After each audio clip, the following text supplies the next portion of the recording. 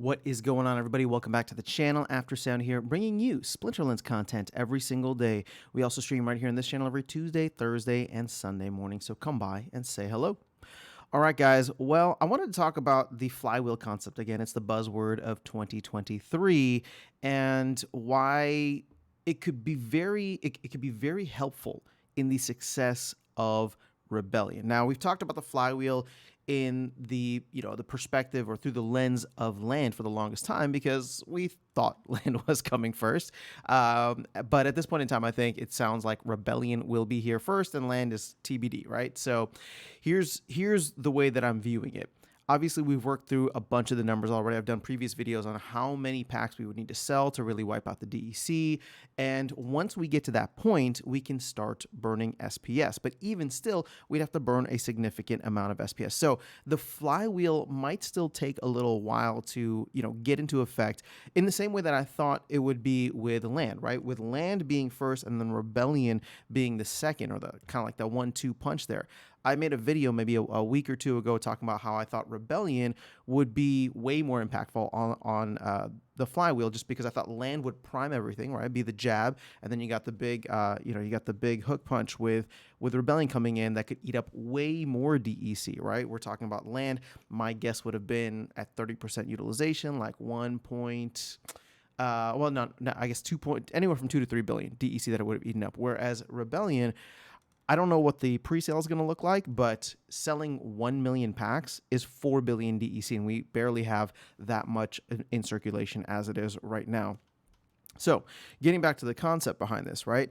It all depends on how quickly we can A, eat through the DEC, and then B, start burning SPS in order to get more DEC. But here's what makes Rebellion interesting and actually very similar in almost like a parallel concept to what happened with Rift Watchers. Now, keep in mind, Rift Watchers, when it first came out, was available as priced in SPS. It was $5 in SPS, right? And that was no matter what, it was $5 in SPS at SPS's market price versus now being 5,000 DEC. And again, it doesn't really matter what the price of DEC is. So from a fiat perspective or from a dollar perspective, you're able to get Riftwatcher packs cheaper now than you were previously. But what made Riftwatcher packs sell more so than whenever they didn't sell was the price of SPS going up, because then the value or the price of a Riftwatcher pack in SPS would actually go down, right? So I don't know what the price would be right now, but let's just say SPS is at a penny, right? If SPS was at a penny and you needed $5 worth of SPS, you'd have to spend 500 SPS per pack, which is a lot when you consider it, right?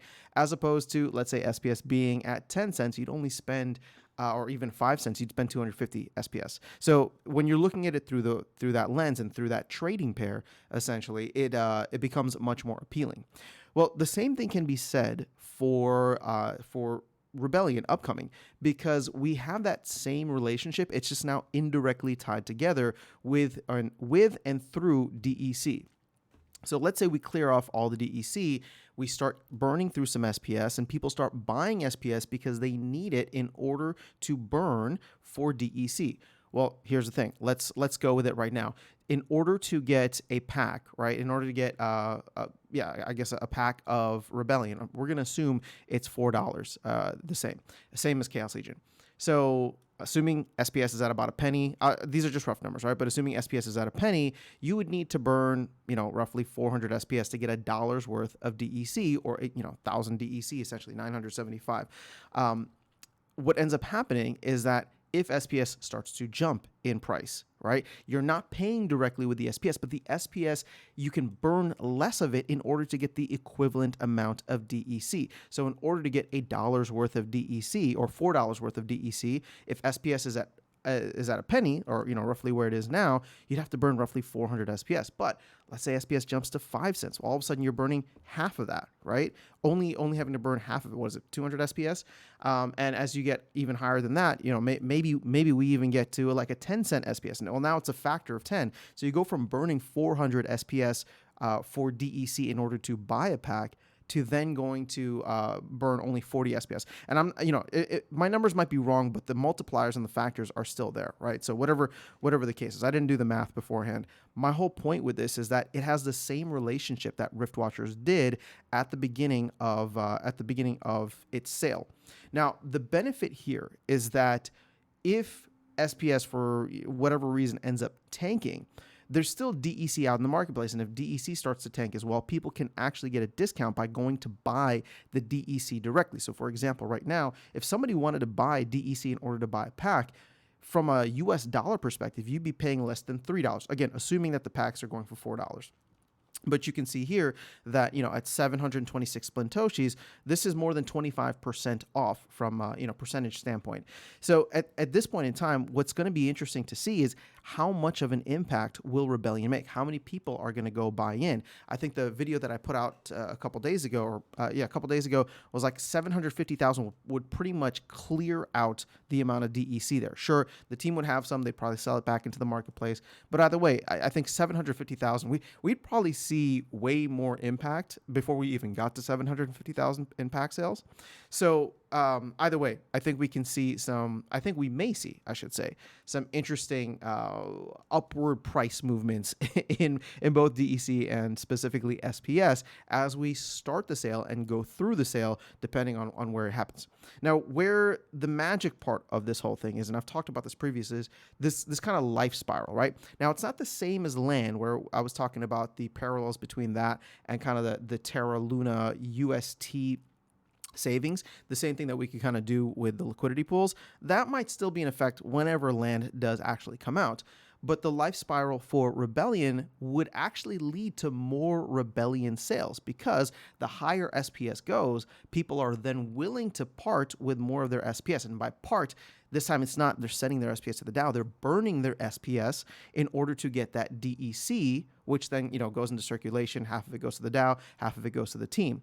But my whole point with this is that the higher SPS goes, the more successful Rebellion will be. So we kind of need that flywheel to kick into effect.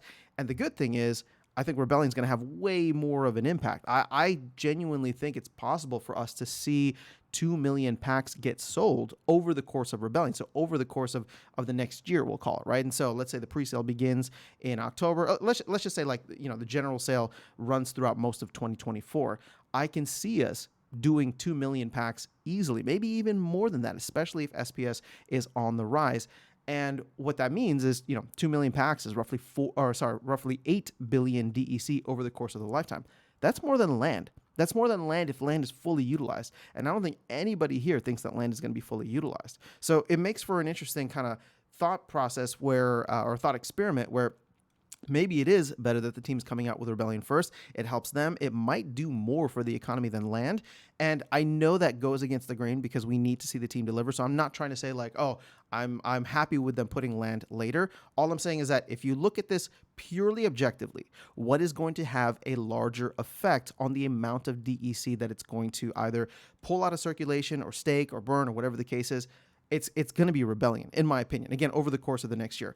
Land is capped, right? Land is capped at 7.5 billion if everything is utilized. Sure, we're probably going to burn some for time crystals and maybe some other things along the way, but on the whole, I don't think anybody here expects land to be 100% utilized even within the next year, right? I think this is going to be an ongoing process where, maybe when 2.0 comes out and then spells, 3.0, all that, but that's like 2025 and beyond. And that's according to the team's current roadmap, or at least the one, the timeline that they gave before all of the layoffs. So, as we look through this, I again, objectively speaking, I think Rebellion can do a lot more. If we do any more than 2 million packs, keep in mind, Chaos Legion sold, I think, like 10 million packs. I don't think we're going to get anywhere near that high, but I wouldn't be surprised to see anywhere between like 3 to 5 million, right, packs getting sold, especially if the asset prices start to rise, maybe some players come back, maybe some new people come in. I think it's definitely possible for us to see that happen. And keep in mind, 5 million packs is 20 billion DEC, of which we only have 4 billion currently in circulation. So that's where, this is my little bullish hopium for you guys today. Let me know your thoughts in the comments below. Otherwise, I'll catch you all in the next one and see you around the game. Take care.